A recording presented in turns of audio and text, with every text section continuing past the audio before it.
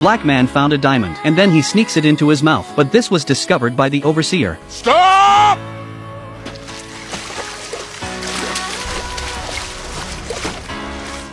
Give it to me.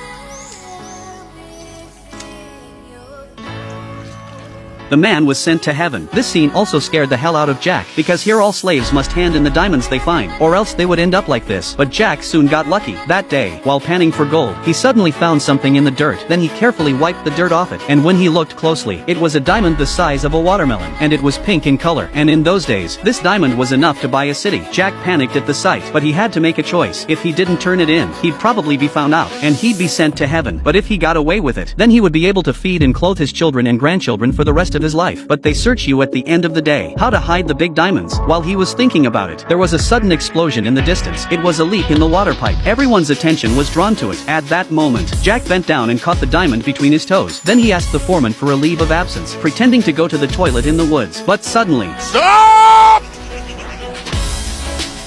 Spread your finger. Open.